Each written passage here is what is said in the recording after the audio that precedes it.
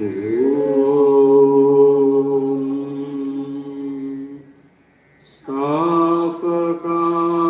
च धर्मस्य सर्वधर्मस्वरूपिणे अवतारवरिष्ठाय रामकृष्णाय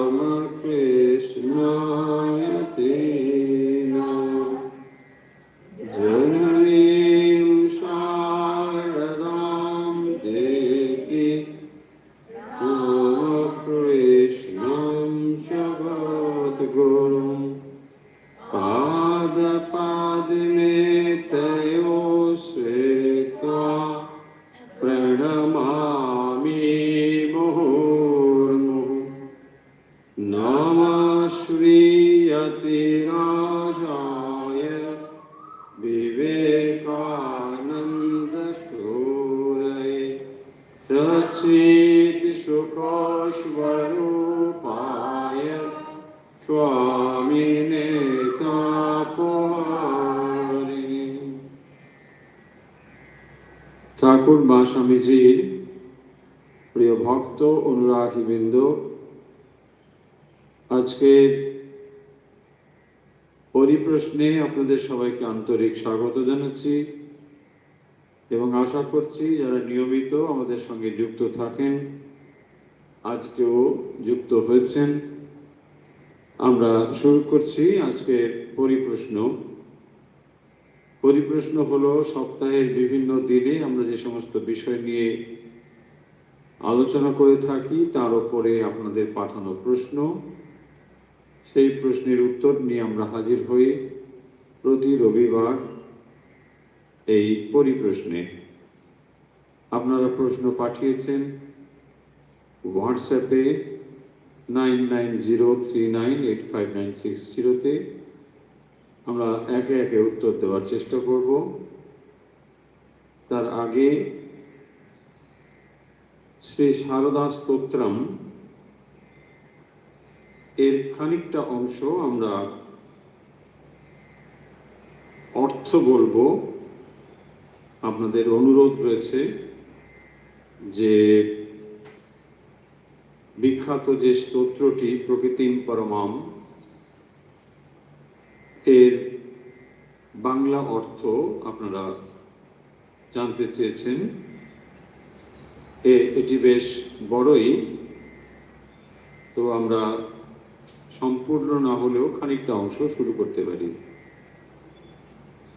প্রকৃতিম পরমাম অভয়াম বরদাম নররূপধরাম জনতাপহরাম শরণাগত সেবক তোষকরিম প্রণমামি পরাম জননীম জগতাম।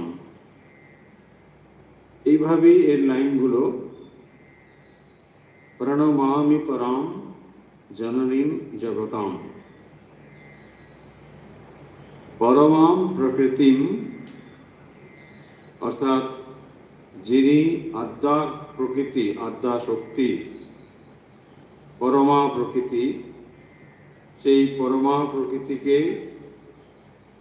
তিনি কিরকম নর রূপ ধরাম জনতাপহরাম, তাহলে তিনি মনুষ্য রূপ ধারণ করে অবতীর্ণ হয়েছেন এবং জনতাপহরাম লোক দুঃখ হারিণী, যিনি পরমা প্রকৃতি, আদ্যা প্রকৃতি, আদ্যা শক্তি, তিনি নররূপ ধারণ করে, মনুষ্য রূপ ধারণ করে অবতীর্ণ হয়েছেন লোক দুঃখ হারিণী জনতাপহরাম শরণাগত সেবক তোষ করিম।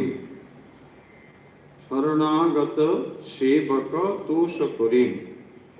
শরণাগত মানে যিনি শরণাগত ভক্ত, যে ভক্ত শরণাগত হন। শরণাগত সেবক তোষ করিম, তোষ মানে সন্তোষ, তাহলে যিনি শরণাগত ভক্তের সন্তোষ প্রদান করেন, সেই পরমা প্রকৃতি যিনি নররূপ ধারণ করে অবতীর্ণ হয়েছেন এবং যিনি মানুষের দুঃখ যন্ত্রণা হরণ করেন পারিনি। প্রণমামি পরাম জননীম জগতাম, সেই পরাম জননীম মানে যিনি সর্বশ্রেষ্ঠ জননী, সেই জননীকে আমি প্রণাম করছি। প্রকৃতিম পরমাম অভয়াম বরদাম, আরো কি বলা হচ্ছে না, তিনি অভয় দান করেন এবং বর দান করেন, বরদাম, অভয়াম বরদাম। গুণহীন সুতান অপরাধ জিতান, কৃপয়াদ্য সমুদ্ধর মোহগতান, তরণীং ভবসাগর পার করিম, প্রণমামি পরাম জননীম জগতাম। পরে বলা হচ্ছে তিনি কিরকম, গুণহীন সুতান অপরাধ জুতান। অপরাধ জুতান মানে অপরাধকারী,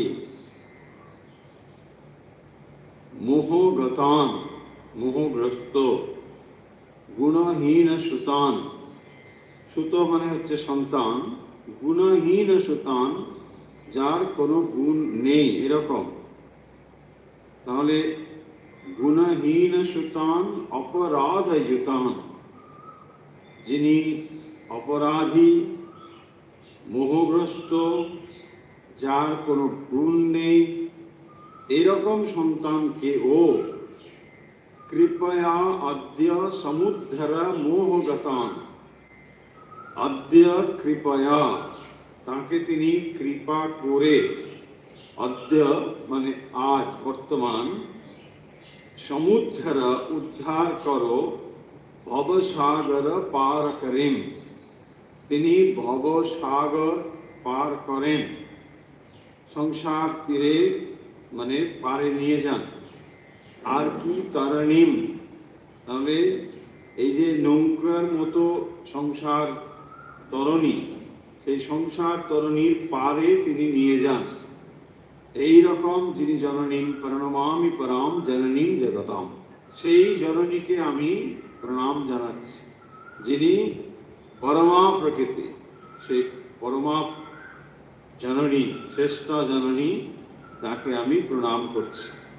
গুণহীন সুতান অপরাধ যুতাম, যিনি অপরাধী, নানা কিছুতে দোষযুক্ত। আবার গুণহীন সুতান, এমন সন্তান যার কোনো গুণই নেই। কৃপয়া অদ্য সমুদ্ধর মোহগতান, মোহ থেকে যিনি তাকে উদ্ধার করেন। তরণীম ভবসাগর পার করেন, ভবসাগর কে তিনি পার করেন, নৌকা স্বরূপে। তিনি নৌকো যেমন ভবসাগরের একদিক থেকে আর একদিকে নিয়ে যেতে পারে, তিনি যেরকম নৌকোর মতো আমাদের সংসার রূপ সাগর থেকে পার করেন, উদ্ধার করেন। প্রণমামি পরাম জননীম জগতাম, এইরকম শ্রেষ্ঠা জননীকে আমি প্রণাম করছি। বিষয়ং কুসুমম পরিহৃত্য সদা, চরণাম্বুরুহামৃত শান্তি সুধাম, পিবভৃঙ্গ মনোভব রোগহরাম, প্রণমামি পরাম জননীম জগতাম। বিষয়ম কুসুমম পরিহৃত্য সদা, চরণাম্বুরুহামৃত শান্তি সুধাম। তো এখানে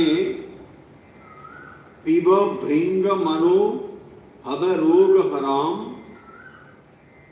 ভৃঙ্গ মন মানে মনটা কিরকম, ভৃঙ্গের মতো, ভৃঙ্গ মানে ভ্রমর। তাহলে পিব ভৃঙ্গ মনো ভব রোগ হরাম মানে ভবরোগ হরাম, ভবরোগ নাশক। ভ্রমর তুল্য যে মন, সে বিষয়রূপ কুসুমে মানে সর্বদাই ব্যাপ্ত হয়ে রয়েছে, তাকে পরিহৃত্য ত্যাগ করে, অর্থাৎ মনরূপ ভ্রমর বিষয়ে আচ্ছন্ন সর্বদাই। মনরূপ ভ্রমর বিষয়ে, ভ্রমর যেমন ফুলে গিয়ে বসে, আমার মনও সেরকম বিষয়ে গিয়ে বারবার বসছে। এই জন্য বিষয়ম কুসুমম পরিহৃত্য সদা, তাকে ত্যাগ করে চরণাম গুরুহামৃত শান্তি সুধাম, চরণ অম্বুরুহ অমৃত শান্তি সুধাম, মায়ের চরণ পদ্মের যে মধুরূপ শান্তি সুধা, সেইটি সদা পিব, পান করো। আমি সেইটি সর্বদা পান করতে চাই। পিব ভৃঙ্গ বনো ভব রোগ হরাম, প্রণমামি পরাম জননীম জগতাম। তাহলে আমার মন সর্বদা বিষয়ে আসক্ত হয়ে রয়েছে, সেই মনকে বিষয় থেকে পরিত্যাগ করে, যেমন নাকি ভ্রমর রূপ মন বিষয় রূপ কুসুমকে পরিত্যাগ করে ভবরোগ হরাং, মানে ভবরোগ নাশক। তাহলে ভবরোগটা কি?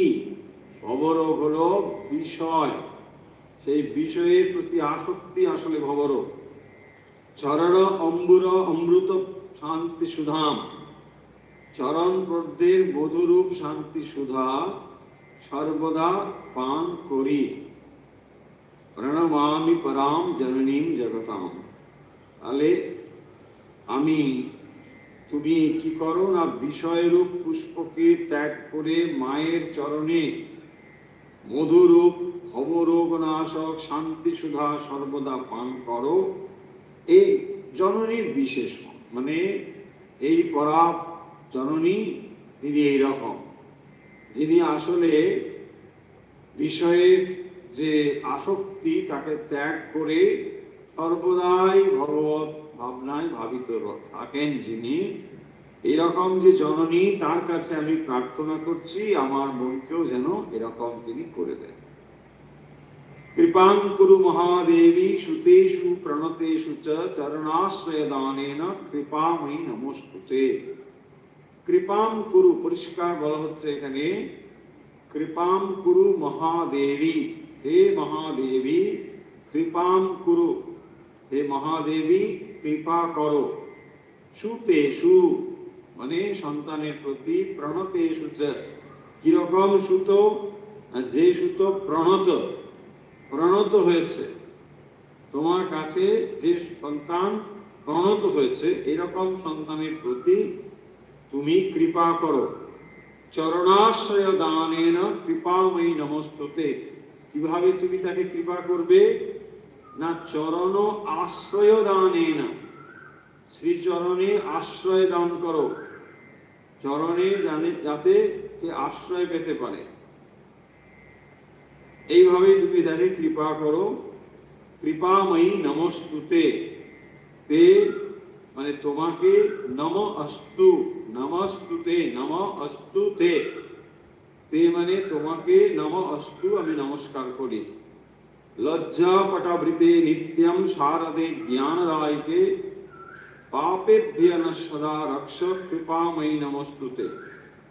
যিনি কিরকম? লজ্জা পটাবৃতে নিত্যম, যিনি সর্বদাই মানে লজ্জা পট আবৃতে, লজ্জারূপ বস্ত্রে আবৃতা মানে লজ্জা স্বরূপা, এইরকম যিনি নিত্যম শারদে জ্ঞানদায়িকে, তিনি শারদে যিনি জ্ঞান দান করেন, আর কি জ্ঞানদায়িকে। পাপেভ্য ন সদা রক্ষ কৃপাময়ী নমস্তুতে। পাপেভ্য ন সদা রক্ষ, ন মানে আমাদেরকে, তাহলে পাপেভ্য যিনি পাপ থেকে আমাদেরকে সর্বদাই রক্ষা করেন, এই রকম কৃপাময়ী তাকে নমস্কার করি, প্রণাম করি। নমস্তুতে। রামকৃষ্ণ গত প্রাণাম তন্নাম শ্রবণ প্রিয়াম তদ্ভাব রঞ্জিতাকারাম প্রণমামি মুহুর্মুহু। যিনি কিরকম না রামকৃষ্ণগত প্রাণাম, তিনি রামকৃষ্ণগত প্রাণা, তন্নাম শ্রবণ প্রিয়াম, এবং কিরকম?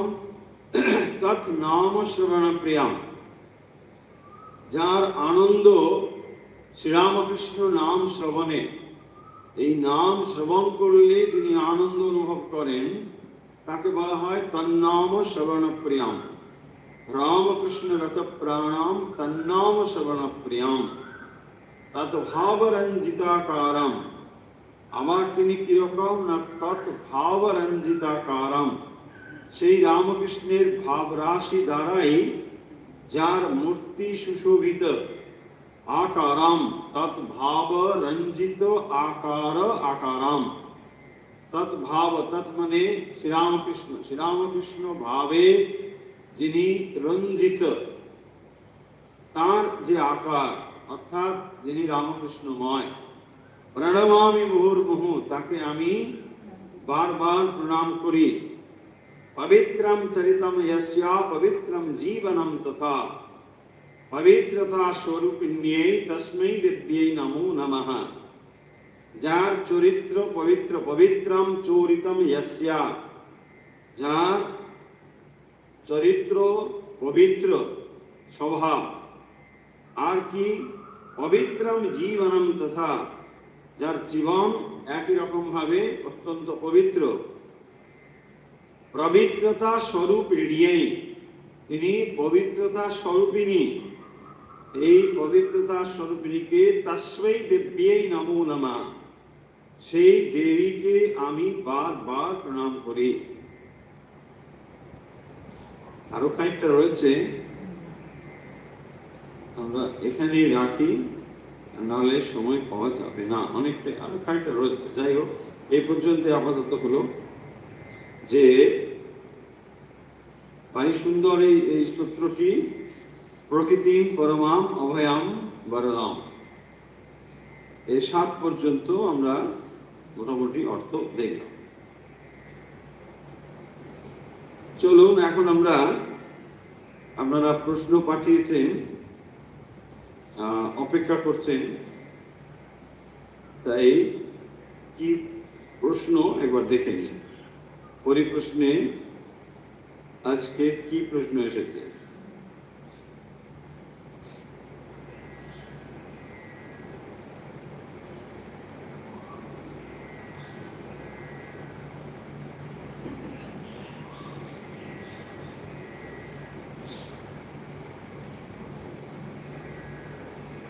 প্রথম যে প্রশ্নটি আছে, আমরা জপের সময় কর গণনা করি, এই নির্দিষ্ট করে মন্ত্র জপ করার কোনো অর্থ আছে কি? মোটামুটি এই ছিল প্রশ্ন। সুতপা সাহা, এয়ারপোর্ট 1। অনেকের হয়তো এই প্রশ্ন থাকবে, তো তিনি যে প্রশ্নটি করেছেন, আমরা জপের সময় কর গণনা করি, এই নির্দিষ্ট করে মন্ত্র জপ করবার কোনো অর্থ আছে কি? তো যেভাবে আমরা নর্মালি কাউন্ট করি, দেখুন করে সংখ্যা রাখা মানে সংখ্যা রাখাই। এখন সংখ্যা রাখা সাধারণত দেখবেন আমরা কিভাবে হিসেব করি, 1 2 3 4 এইভাবে কাউন্টটা করি। তো সেই কাউন্টের থেকে এটা যে আলাদা, এটা এখানেই প্রতিষ্ঠিত, মানে এই কাউন্টটা এভাবেই আমরা করব। এখন আপনি যেভাবে অভ্যস্ত হয়েছেন, ধরুন ওভাবেই যদি আপনি গুনতে থাকেন, তাহলে এটা অতিরিক্ত অভ্যাসের ফলে এটার আর গুরুত্ব কিছু থাকবে না। এটা গেল প্রথম কথা। দ্বিতীয় কথা হচ্ছে যে কেন আমরা সংখ্যা রেখে জপ করছি। সংখ্যা রেখে জপ করবার তাৎপর্য হলো যে মন চারিদিকে ছড়ানো, সেই মনকে খানিকটা সংখ্যা দিয়ে বাঁধার চেষ্টা হচ্ছে। তা না হলে সংখ্যার কোনো দরকার নেই, এবং খানিকটা অগ্রসর হলে আপনি নিজে অনুভব করবেন যে সংখ্যা যেন একটা বাধাই হয়ে দাঁড়াচ্ছে। কিন্তু প্রথমে এই সংখ্যাটা দরকার, সেই কারণের জন্যই এইরকম একটি সংখ্যা গুনে গুনে এটা করা প্রয়োজন আছে। আর এর বিশেষ কিছু নেই, ওভাবেই এটা করা হয় সংখ্যা রাখার যেভাবে, এটাই করুন, এর খুব বেশি আর জানার কোনো দরকার নেই। কারণ যখন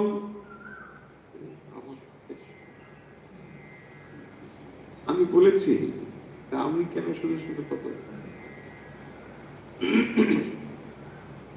তাকে হয়তো গুরু অন্যরকম কিছু বলেছে, বলতে পারে না।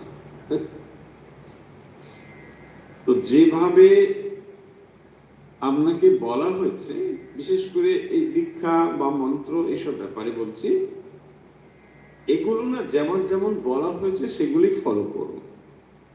খুব বেশি ক্ল্যারিফিকেশন এগুলো দরকার নেই। এই জন্যই বলছি, অনেকে প্রশ্ন করেন, আমরা এই প্রশ্নের উত্তর দিই না যে কি অর্থ, এর কি অর্থ, তার কি অর্থ। দেখুন, অর্থ জিনিসটি খুবই নিচের থাকের একটা বিষয়। সমস্ত কিছুর যে অর্থ থাকবে সেটা ব্যাপার নয়। এখন ধরুন আমি আম শব্দ বললাম, আমের একটা প্রতিপাদ্য আপনি জানেন, তাই এই আম, এই তার অর্থ, এটা আপনি বুঝে যাচ্ছেন, ভেরি গ্রস জিনিস। কিন্তু যখন খুব সূক্ষ্ম জিনিস বলতে হবে তখন আপনি অর্থ দিয়ে ঠিক বুঝবেন না। সেই জন্যে অর্থ সবকিছুর প্রয়োজন আছে বলে মনে হয় না। তাই যেটা আপনাকে বলা হয়েছে, দ্যাট ইজ পোটেনশিয়াল পাওয়ার, ওটাই আপনি নিন, ওটাই করতে থাকুন। দেখুন, আমি যখন একজন রোগী, তখন মেডিসিনের কম্পোজিশন জানা আমার খুব দরকার নেই। আমি একজন ডাক্তারবাবুর কাছে মেডিসিন নিচ্ছি, ডাক্তারবাবু আমাকে মেডিসিন দিয়েছেন, যেভাবে খেতে বলেছেন, আমি এটা খাবো। এখন আমার মনে প্রশ্ন আসছে, এই কম্পোজিশন কি, এটার মধ্যে কি আছে, কেন এই মেডিসিনটা হলো, ওটাই। আরে ঠিক আছে, আপনি আগে তো সুস্থ হয়ে উঠুন, তারপরে ওটা নিয়ে গবেষণা করবেন, তাই না? এইগুলি দরকার নেই খুব একটা। হ্যাঁ, মানুষের কিউরিওসিটি থেকে এই প্রশ্নগুলো করে, ঠিকই আছে, কিন্তু যেটা বলা হয়েছে ওটা আপনি করুন, মানে একদম ঠিকঠাকই আছে। কারণ মন নানা জায়গায় ছড়ানো আছে, সংখ্যা দিয়ে মনকে খানিকটা বাঁধার চেষ্টা হয়। কারণ আপনার মন থাকবে, আরে কি হলো, কাউন্ট করতে করতে আবার কি হলো, তখন দেখবেন আপনি কাউন্টের দিকে মাইন্ডটাকে নিয়ে আসছেন। এইটা অনেকটা এগিয়ে গেলে তখন হয়তো আর কাউন্ট করার ওইরকম দরকার হবে না, কারণ তখন মনে হবে যে কাউন্টিংটাও একটা বাধার মতন হচ্ছে। সেটা খানিকটা এগিয়ে গেলে, তাই সংখ্যা রাখার কথা বলা হয়, এবং এটাই বোধহয় ঠিকঠাকই আছে।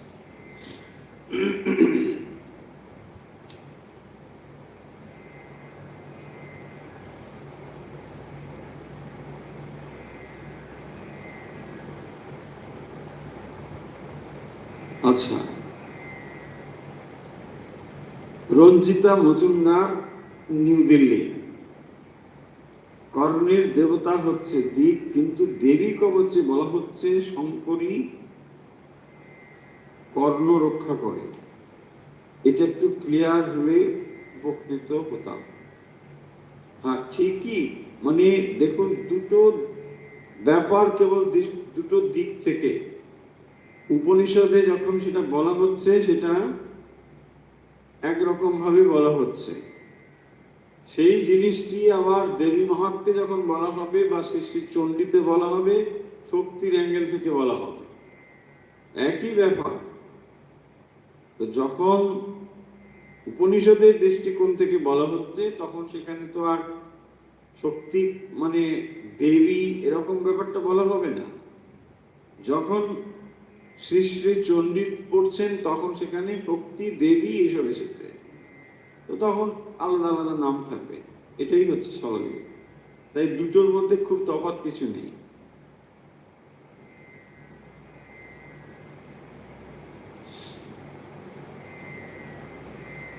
মনোরঞ্জন ঘোষাল ঝাড়গ্রাম থেকে লিখছেন, সত্য রজ তম গুণের প্রকাশ কখন হয়েছিল?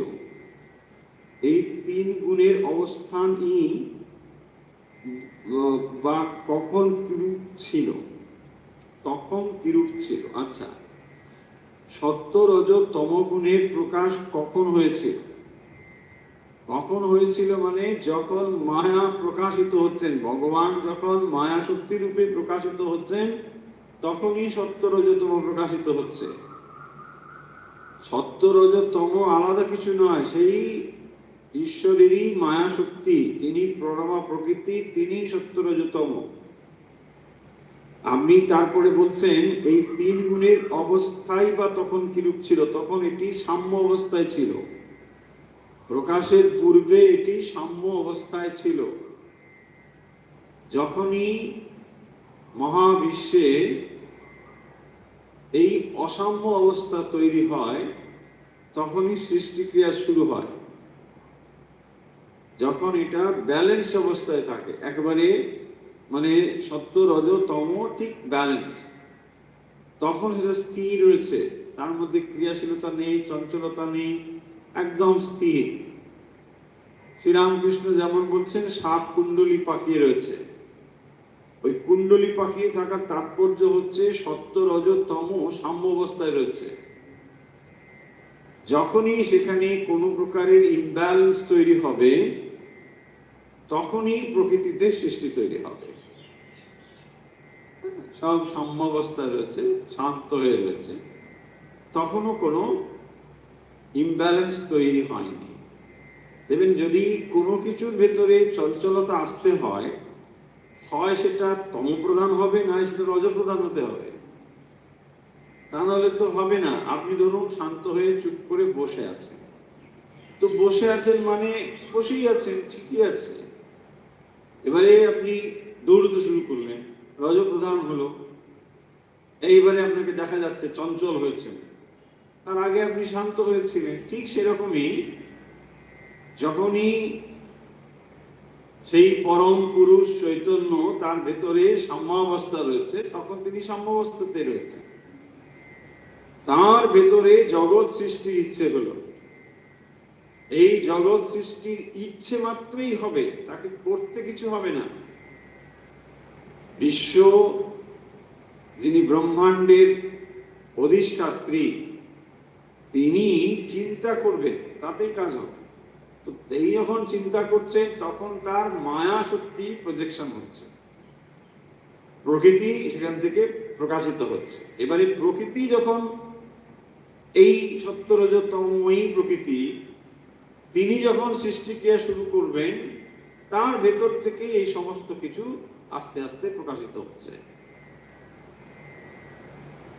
সেই জন্যে সমস্ত তিনি যেন উদরে ধারণ করেন, তাকে মাতৃরূপ ধারণ করা হয়েছে।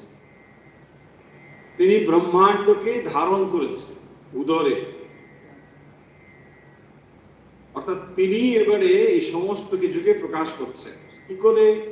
দেখুন, সেখান থেকে তিনি ব্রহ্মাকে প্রকাশ করছেন, তিনি জ্ঞান বেদ প্রকাশ করছেন, তাহলে এই সব সেখান থেকে এক এক করে প্রকাশিত হচ্ছে। এবারে তার থেকে আবার প্রকাশিত হচ্ছে ব্রহ্মা, তিনি আবার তার এই মানস পুত্র, সনক সনকাদি সনাতন সনাতন, এসব হচ্ছে। এবার আস্তে আস্তে আস্তে আস্তে সৃষ্টি এভাবেই তৈরি হচ্ছে। অর্থাৎ সবই কিন্তু প্রকৃতির মধ্যে। এই প্রকৃতি বিশ্ব ব্রহ্মাণ্ডের চালিকা শক্তি, তিনি আসলে ক্রিয়াশীলা। এখানে এই জন্যই দুটো তত্ত্বকে আলাদা করা হয়েছে, যে একটি ব্রহ্ম চৈতন্য আর একটি শক্তি বা প্রকৃতি। এই প্রকৃতি পরমা প্রকৃতি, তিনি ঈশ্বরের প্রকৃতি। যেমন একটু আগে আমরা বললাম পরমা জননী, তিনি হচ্ছেন পরা জননী, শ্রেষ্ঠ জননী। জননী মানে সকলের জননী, সব কিছুর সৃষ্টিকারিণী তিনি। তো এইভাবেই ব্যাপারটি চলে। এবং যখন সমস্ত কিছু এই প্রকৃতি থেকে উৎপত্তি হয়েছে, সত্য রজ তম যেমন প্রকৃতির মধ্যে রয়েছে, প্রতিটি জীবের মধ্যেও সত্য রজতম রয়েছে। এভাবেই এটি চলছে। এর পরের প্রশ্নে যাই।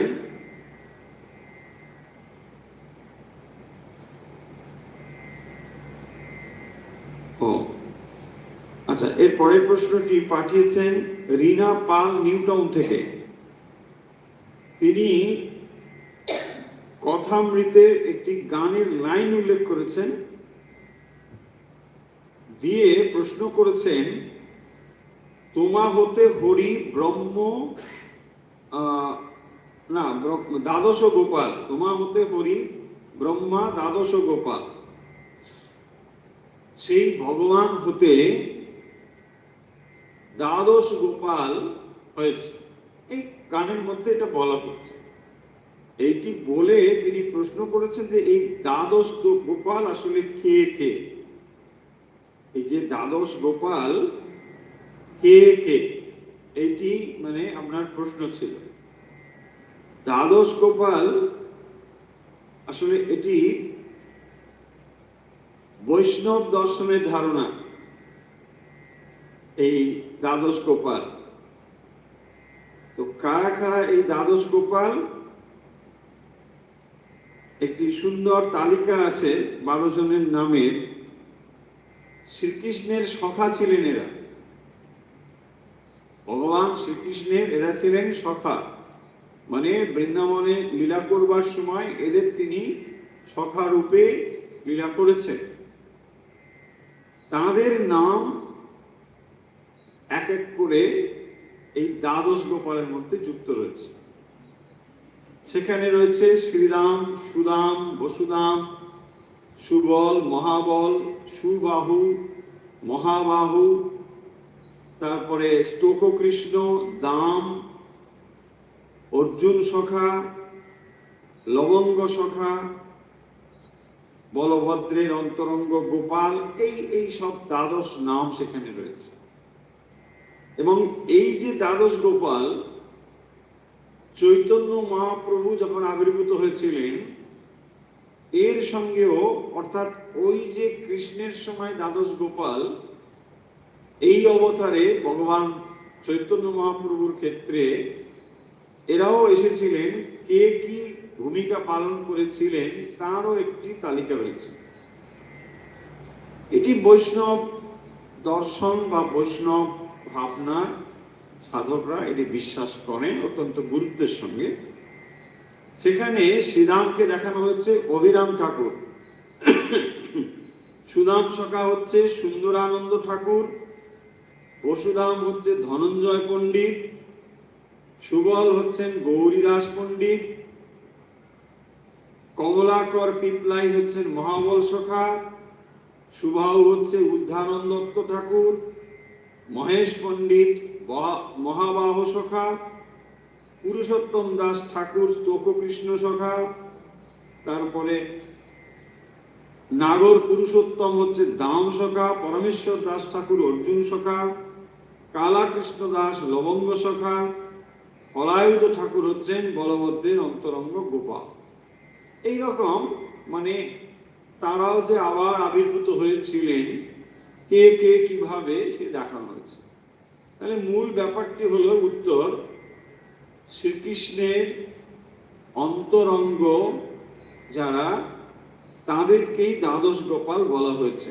অর্থাৎ ভগবান শ্রীকৃষ্ণের 12 জন সখা, তারা কে কে আর একবার বলে দিই, আপনার সব নাম হয়তো মনে থাকবে না, কোনো ক্ষতি নেই, জেনে নিলেই হলো একবার।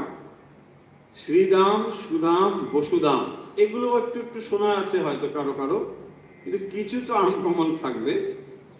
তারপরে সুবল সখা, মহাবল, সুবাহু, মহাবাহু, স্তোক কৃষ্ণ, দাম, অর্জুন সখা, লবঙ্গ সখা, বলভদ্রের অন্তরঙ্গ গোপাল, এই হলো 12টি নাম। দ্বাদশ গোপালের এই হলো নাম।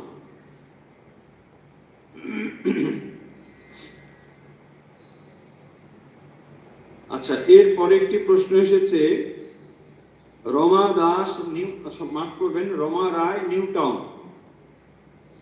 তিনি লিখছেন, যেসব মানুষ ভোগ, ব্যস্ততা ও মিথ্যা সান্ত্বনা দিয়ে প্রকৃত সত্য থেকে মুখ ফিরিয়ে রাখে, তাদের কিভাবে প্রকৃত সত্যকে জানতে পারে, তারা কিভাবে প্রকৃত সত্য জানতে পারে?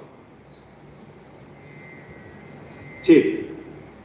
অর্থাৎ প্রশ্ন হচ্ছে এই যে যদি কেউ ভোগ বাসনা, ব্যস্ততা, নিজেকে ভুল বোঝানো, মিথ্যা সান্ত্বনা এসব দিয়ে ঈশ্বরের দিকে মন না নিয়ে অন্য এই বিষয়গুলোতে মন দেয়, তাহলে তাদের প্রকৃত সত্য কে জানতে পারে? জানার তাদের কোনো উপায় বা আগ্রহ তো নেই। তাহলে জানার কিছু থাকবে কেন? যখন ঘাত প্রতিঘাতের ভেতর দিয়ে তাদের ইচ্ছে জাগবে, তখনই সেটি হবে। অসুবিধে কিছু নেই। যখন মানুষ সত্য থেকে মুখ ফিরিয়ে রেখেছে, তখন সত্য জানবার কিছু নেই। তার তো সত্য জানবার আগ্রহই নেই। অতএব সে জানবে কি করে? সত্য থেকে মুখ ফিরিয়ে রেখে বিষয় বাসনা দিয়ে, মিথ্যা সান্ত্বনা দিয়ে নিজেকে ভুলিয়ে রাখলেই সর্বদা মানুষ সুখে শান্তিতে সরলভাবে চলতে পারবে তা নয়। যখনই এই বিষয় বাসনার দিকে মন ধাবিত হবে, তার ফলে ঘাত প্রতিঘাত আসতেই হবে, এবং এই ঘাত প্রতিঘাতের দ্বারা যখন তার মন জর্জরিত হবে, তখনই ভেতরে আসবে সত্য জ্ঞান লাভের জন্য আকাঙ্ক্ষা। আর এই সত্য জ্ঞান লাভের আকাঙ্ক্ষা যখন আসবে, কেবল তখনই সে সত্যের সন্ধান করবে, তখনই তার কাছে সত্য উদ্ঘাটিত হবে। কারণ ভগবান চান না আপনি বিষয় নিয়ে যত সময় মত্ত আছেন, আপনার এই ঘোরটাকে ভেঙে দিতে সে চায় না। আপনার ভেতর থেকে এটা আসতে হবে।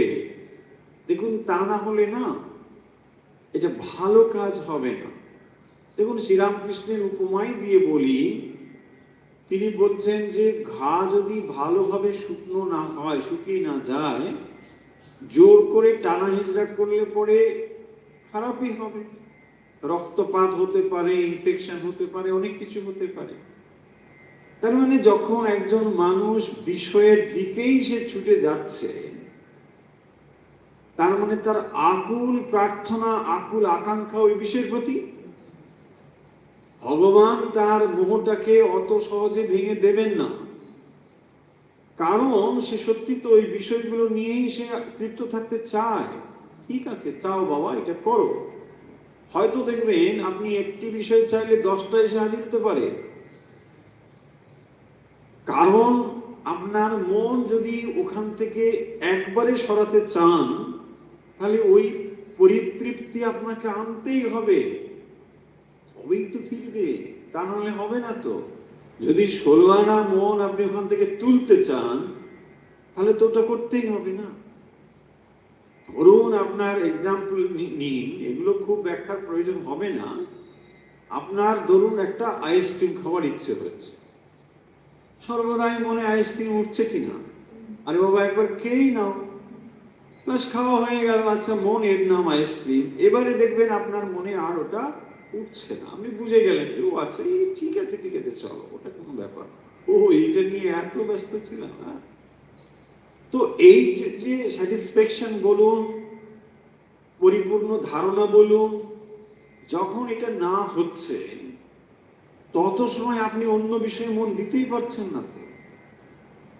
তাহলে প্রকৃতি দেখুন, যদি আপনার মনটাকে টেনে নিয়ে আসেন, তাহলে প্রকৃতি আপনার সত্যি তো সহায় হচ্ছেন না, তিনি তো বরং আপনার খারাপই করছেন।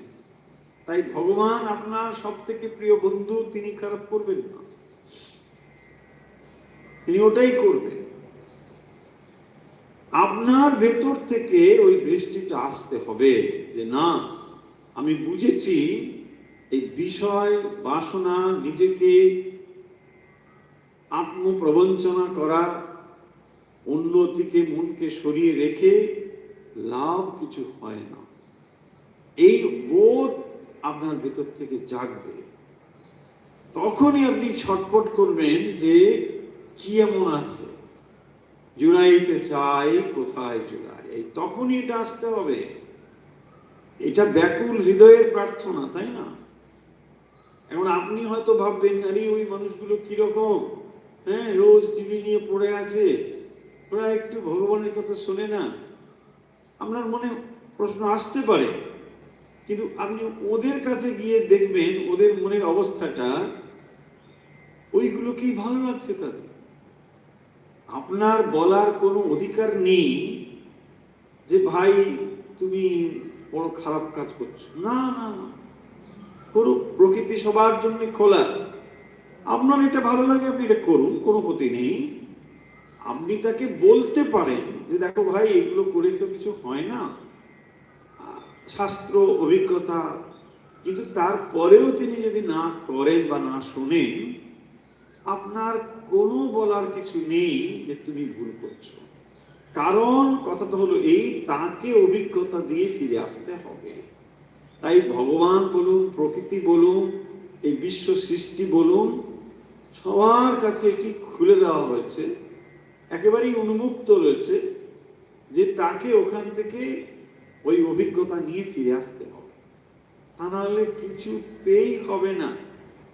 শরণাগত জিনিসটি তখনই আসবে যখন সমস্ত দিকের অভিজ্ঞতা আপনার কাছে পরিপূর্ণভাবে হয়েছে, তা না হলে হবে না। শ্রীরামকৃষ্ণ কি বলছেন, যে সামান্য যদি মানে একটা ছোটখাটো বিষয় ভোগ করবার ইচ্ছে থাকে, তবুও বলছেন একবার জন্ম হবে। তাহলে ভাবুন, শুদ্ধতা বলুন, পবিত্রতা বলুন, এটা কত পার্সেন্ট হতে হবে, তবেই মন ওই দিকে আসবে। আমরা যারা এই পথে অগ্রসর হওয়ার চেষ্টা করছি, এটা চেষ্টাই করছি, সেটা হতে পারে কেউ আমরা 5%, 10%, 20% যাই হোক না কেন, বাট এটা চেষ্টাই। তার মানে পয়েন্টটা হলো, যে পারফেকশনে আমরা পৌঁছতে চাই তার তুলনায় এটা কিছুই নয়। যে পারফেকশন আমরা পেতে চাইছি তার তুলনায় এটা সামান্যই। দেখবেন কোন সাধক এটা বলতে পারে না যে তিনি যা করেছেন বা করে চলেছেন এটা একেবারে বিরাট কিছু করেছেন, না, কিছুই করছেন না। আপনি আপনার দিক থেকে হয়তো শ্রেষ্ঠ অনেক করছেন, কিন্তু তাকে পাওয়ার জন্য সেটা অত্যন্ত নগণ্য, তাই না? একটি ছেলে দেখবেন সে পাড়ার একটা স্কুলে 100 নম্বর পায়, ওই পাড়ার স্কুলে পায়। যখন তাকে শহরের স্কুলে ভর্তি করা হলো, 2-3 পেতেই তার মাথা খারাপ, বলছে সে আর 2-3 পাচ্ছে, তাই না? তো আমাদের অবস্থাটা এরকম, নিজে নিজে নিজের অ্যাসেস করে ভাবছি যে আমি মানে বিরাট কিছু একটা হয়ে গেছে। হ্যাঁ, সব মাই এসে বলে আমার ছেলে একেবারে সাংঘাতিক ছেলে। তারপরে যেই ভর্তি করে দেওয়া হয় তো বলতে নিয়ে যাও, তাড়াতাড়ি নিয়ে যাও। ফলে পয়েন্টটা হলো এই, বাট তাহলে হতাশা না, হতাশা নয়। আপনি আপনার যেটা করছেন সেটা করুন, আপনার নিরিখে যেটা শ্রেষ্ঠ করবার সেটা আপনি করুন। কিন্তু এটা করেছেন বলে যেমন এরকম ভাবনা না হয় যে আমি আমার সর্বোচ্চ করে ফেলেছি, তাকে পাওয়ার জন্য এটা জাস্ট কিছুই নয়। আর এটাও ঠিক, সাধক তার নিজের চেষ্টাতে কোনো দিনই তাকে লাভ করতে পারবে না। কেবল আপনার চেষ্টা যেদিন ব্যর্থ হবে, সকল চেষ্টা যেদিন ব্যর্থ হবে, সেদিনই দেখবেন আশীর্বাদ নেমে আসবে। যত সময় আপনার চেষ্টা রয়েছে তত সময় আপনি না করে থাকতে পারবেন না, কারণ আপনার ভেতরে আমি আছে, তো সেই আমিটাই তো করবার জন্য ছটফট করছে, আমি এটা করব, ওটা করব। আর ঠিক আছে, জব করো, করো করো করো, এইগুলো যেদিন সমাপ্ত হবে সেদিনই আসবে আসে।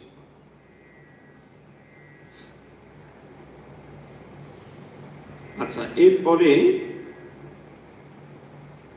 ডক্টর তাপসী গুপ্ত, আহমেদাবাদ, গুজরাট থেকে। ও খুব সম্ভব, যতদূর মনে পড়ছে, আগে উনি একটা প্রশ্ন এই বিষয়ে করেছিলেন, আমরা তার উত্তর দিয়েছিলাম। তো সেটিকে তিনি ক্লিয়ার করে আরেকটু কথা লিখেছেন। তিনি বলছেন যে আমার প্রশ্ন ছিল বিছানায় বসে বা শুয়ে জপ করা যায় কিনা। এর অর্থ এই নয় যে আমি নিত্য বা দৈনন্দিন সকাল সন্ধ্যে জপের কথা বলেছি, রাইট? ওইটাই আমরা বোধহয় ওরকম বলেছিলাম যে এটাকে আপনি নিশ্চয়ই রুটিন করে নেবেন না। তো সেটা তিনি ক্লিয়ার করে দিয়েছে। আমি জানতে চেয়েছি কখনো কখনো মানুষ বিছানায় বসে বা শুয়ে জপ করতে পারে কিনা। নিশ্চয়ই পারে। এখন কথা হলো, দেখুন, না করার থেকে তো করতে হবে। জপ করব বলছে না তো বিছানায়, তাহলে তো আজকে আর করবই না, এইটা কি ভালো হবে? তাহলে যখন আমার শরীর ভালো নেই বা অন্য কোনো সিচুয়েশন রয়েছে, সেক্ষেত্রে আর কোনো অপশন নেই, তখন এটা করব, নিশ্চয়ই করব। আমি অনেক সময় এটাও বলি, পাশাপাশি হয়তো এটা আপনার জিজ্ঞাসা ছিল না, অনেকে বলে, এরকম প্রশ্ন বিভিন্ন জায়গায় মুখোমুখি হই বলে বলছি, অনেকে বলেন যে আচ্ছা ভগবত গীতা স্নান না করে কি পড়বো? তা আমি বলি, দেখুন, যদি আপনার স্নান করে পড়বার থাকে পড়ুন, ক্ষতি কিছু নেই, কিন্তু স্নান করাটা যেন ভগবত গীতা পড়ার মানে একমাত্র শর্ত না হয়ে দাঁড়ায়, যে না আজকে তো স্নানটা ঠিক সময় হলো না, তাহলে গীতাটা পড়া হবে না। তখনই আমি মানে প্রতি প্রশ্ন করি যে কেন আপনি ভগবত গীতা পড়ছেন? আপনি কি স্নান করে পড়লে অতিরিক্ত পুণ্য লাভের আশায় করছেন, না কেন করছেন? যখন আপনি কেমিস্ট্রি বা ফিজিক্স বই পড়েন, তখন কি প্রশ্ন ওঠে যে না স্নান করিনি, কেমিস্ট্রিটা ধরবই না, তাই না? স্নান করে তারপরে কেমিস্ট্রি নিয়ে বসবো, এটা তো করেন। কেন করেন না? না তখন আপনি বইটা নয়, বইয়ের নলেজটাকেই প্রাধান্য দিতে চান। তো এখানে ভগবত গীতা মানে ভগবত গীতার যে জ্ঞান, এটাই তো বিষয়। আজকে গীতা একটা বইতে ছাপা হয়েছে, কিছুদিন পরে আপনি তো ওটাকে এখন প্রিন্টেড পাচ্ছেন, অডিও পাচ্ছেন, সেটা আলাদা রকম। তাহলে আপনি ফোনটাও ধরবেন না, স্নান না করে, ওর ভিতরে তো গীতা আছে। আরে বাবা, ফোনের ভেতরে তো গীতা মহাভারত সবই তো রয়েছে, সার্চ করলেই তো বেরিয়ে আসবে। তাহলে স্নান না করে এটা হচ্ছে অতদূর যাচ্ছে না, তাই না?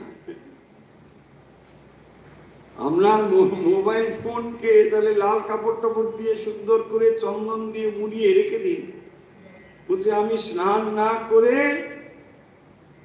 ধরবো না, এটা হচ্ছে না। প্রশ্ন হলো যে তাহলে আপনি কেন করছেন? যদি নলেজ অ্যাকোয়ার করবাই আপনার উদ্দেশ্য বা লক্ষ্য হয়, so anytime anywhere you can read that book because you require the knowledge. মানুষের কি অবস্থা দেখুন, তাহলে কি হলো, পড়াই হলো না, ভগবত গীতাটা পড়াই হলো না, মানে স্নান করা হচ্ছে না, আজকে এটা হবে না, কাল এটা হবে না, এরকম করে হবে। সো এটা হচ্ছে একটা ব্যাপার। আমি জানতে চেয়েছি কখন, আচ্ছা এটা হলো, অনেক সময় এমন হয় যে ঘুম আসছে না, ভাবলাম একটু জব করি আপন মনে, তাতে কি পাপ হয়? ওরে পাপ নাই, কি অবস্থা। দেখুন, পাপটা ব্যাপার না, পাপের কোনো ব্যাপারই নেই, এই শব্দটা উচ্চারণ করাই পাপ। ভগবানের নাম নেওয়াতে কোনো বাধা নেই, দিন নেই, ক্ষণ নেই, কিছুই নেই। কেন আমাদের মনে এই বোধ আসছে যে বিছানায় বসে ভগবানের নাম করলে আমার পাপ হয়ে যাবে? না, ওরকম কিছু ব্যাপার না। শুদ্ধভাবে নিশ্চয়ই করতে হবে, এটা তো বলাই আছে, এটা নতুন করে বলবার কিছু নেই। দুটো জিনিস আমরা আগেও বলেছি, একটি হলো ফর্মাল জব, যেটি আপনি সকালে সন্ধে বা মাঝখানে ত্রিসন্ধ্যা যদি করেন, শুদ্ধ আচারে ঠাকুর ঘরে গিয়ে আসনে বসে গুরু নির্দিষ্ট ভাবে যা করবার সেটা আপনি করেন। এছাড়াও যেটা সারাদিন ধরে আপনি করতে পারেন, তাকে বলা হয় মনন বা চিন্তন। এটি ঠিক ওই রকম নয় যে আসনেই বসতে হবে দরকার নেই, নির্দিষ্ট কাপড় ছেড়ে করতে হবে সেটাও কোনো ব্যাপার নেই। আপনি যে কোনো কাজে যে কোনো অবস্থায় মনে সেটা স্মরণ করতে পারেন, এইটাকে আমরা বলি স্মরণ মনন। এটা করতেই পারেন। আপনি ধরুন, আমি কথার কথা বলছি, আপনিও সেটা লিখেওছেন যে ঘুম ভেঙে গেল, হতেই পারে রাত্রে আপনার ধরুন 2টোর সময় কি 1:30টার সময় ঘুমটা ভেঙে গেল। এবার আপনি কি করবেন? আপনি বসে একটু জব করতে পারেন বা শুয়েও করতে পারেন, কোনো সমস্যা নেই, এতে পাপের কিছু। আপনি এটা করলেন, করতে করতে হয়তো আবার ঘুমিয়ে পড়লেন, হোক না, এটা খুব স্বাভাবিক, এটা কোনো ক্ষতি কিছু নেই। বরং আমি বলবো যে এই ভগবানের নাম নিতে নিতে যদি কেউ ঘুমিয়ে পড়ে, এটা ভালো ঘুম হবে, দেখবেন খুব সুন্দর সাত্বিক ভাবে তার ঘুমটা আসবে, খুবই ভালো। যারা ওষুধ টষুধ খেয়ে ঘুমোয়, আমি তো বলবো কোনো দরকার হবে না, আপনি ভগবানের নাম করতে করতে ঘুমান, এর থেকে ভালো মানে স্লিপিং পিল আর কিছু হতে পারে না, একদম গুড স্লিপিং পিল। তবে এটার অর্থ আবার এই নয় যে বসে বসে জব করা মানে ঘুমবো, সেটাও না। বলছে না, আপনি বলেছেন স্লিপিং পিল, ওই স্লিপিং পিলের মতো কাজ করছে, সেটা না, তাই না? এইটা, তবে এইটা কিন্তু করা যায়। আচ্ছা, এরপরে একটি প্রশ্ন, বীর বারবারিক কে ছিলেন? এটি পাঠিয়েছেন বাণীরূপা দাস করিমগঞ্জ থেকে। এটা আমাদের ঠিক প্রসঙ্গের মধ্যে যায় না। বীর বারবারিক না, এটি মহাভারতের একটি চরিত্র। ভীমের পুত্র হচ্ছে ঘটোৎকচ, ঘটোৎকচের পুত্র হচ্ছেন বীর বারবারিক। তো এইটুকুই, এর অনেক কাহিনী টাহিনী রয়েছে, সেগুলোর মধ্যে আজকে আর যাচ্ছি না, সময় সমাপ্ত। তো এই ছিল মোটামুটি আজকে পরিপ্রশ্ন। আমরা একটু দেখে নিই এই মুহূর্তে আমাদের সঙ্গে লাইভে কারা রয়েছে, দ্রুত দেখে নিচ্ছি।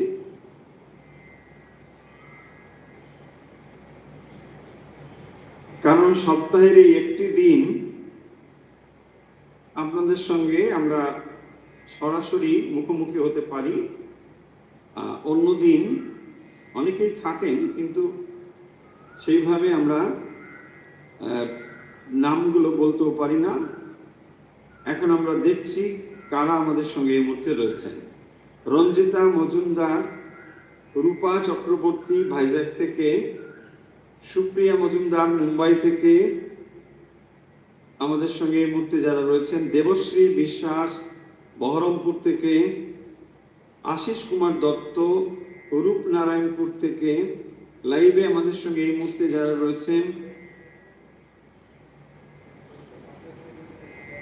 ছন্দা ভট্টাচার্য পুনে থেকে, শুক্লা মুখার্জি চুচুড়া থেকে, মৃদুলা মজুমদার ফ্রম নয়ডা, দেবশ্রী দা রিসরা থেকে, শিখা বল বর্ধমান থেকে, অনাদিনাথ সিনহা দক্ষিণেশ্বর থেকে, শিউলি রয় রানীগঞ্জ থেকে, তাপসী মণ্ডল সোনারপুর থেকে, কৃষ্ণা ঘোষ, গোপা সরকার কসবা থেকে,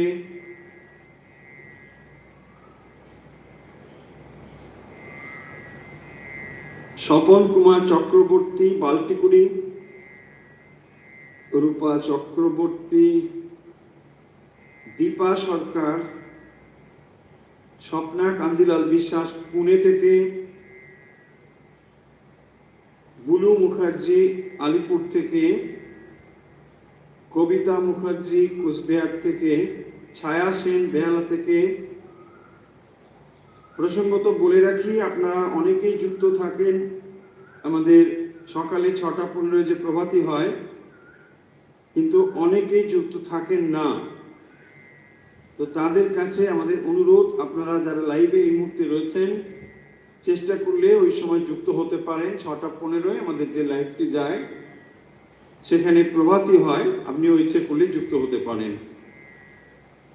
আলো ব্যানার্জি জামশেদপুর থেকে, মানসী চক্রবর্তী বহরমপুর থেকে, প্রজ্ঞা ভাদুড়ী শ্রীরামপুর থেকে, সুপ্রিয়া মজুমদার মুম্বাই থেকে, স্বপ্না দাস হাওড়া থেকে, সোমা চক্রবর্তী দিল্লি থেকে, রমেশ দাস বাগুইয়াটি থেকে, দেবশ্রী বিশ্বাস বহরমপুর থেকে, সুজাতা দত্ত কলকাতা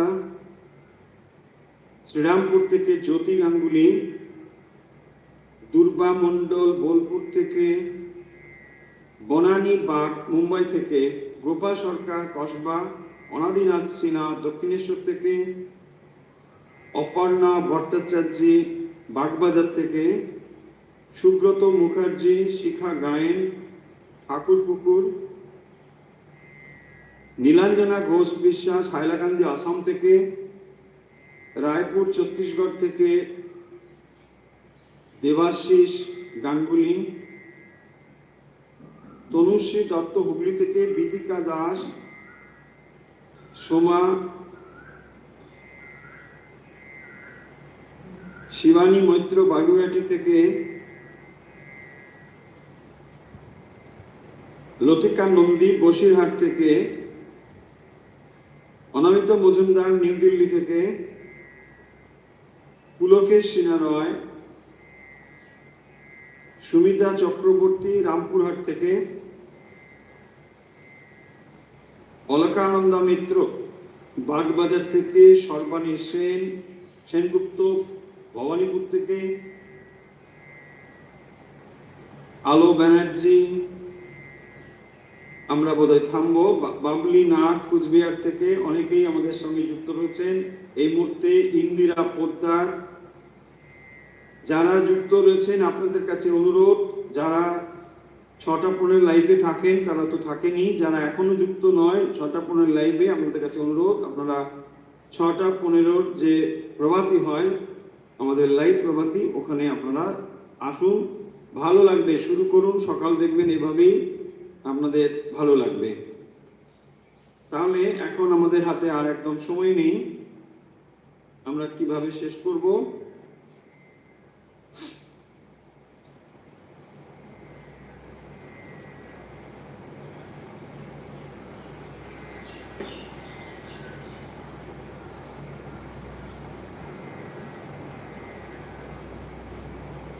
একটি গান দিয়ে আমরা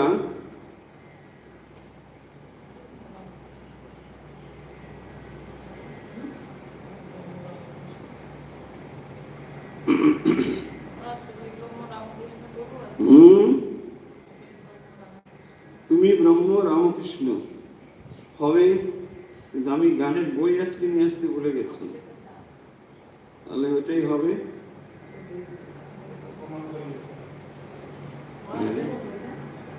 হ্যাঁ, এখানে আমি পেয়ে যাবো, তুমি ব্রহ্ম, হ্যাঁ পেয়ে যাবো। এখন গুগলাচার্য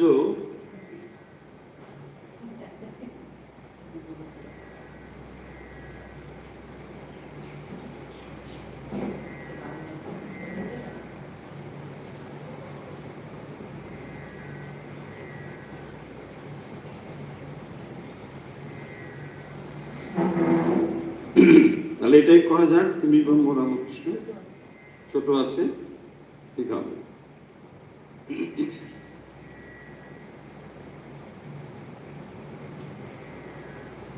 সবাই এখন এটাই করব, তুমি ব্রহ্ম রামকৃষ্ণ।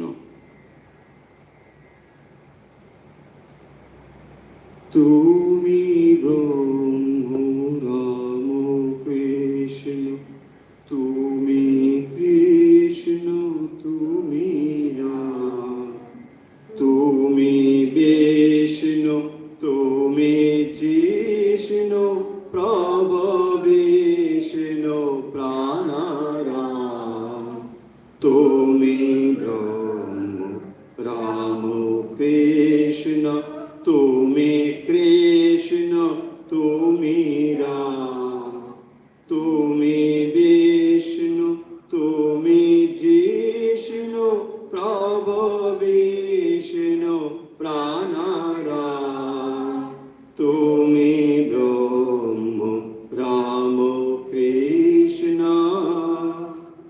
তুমি আদি ও আধার, তুমি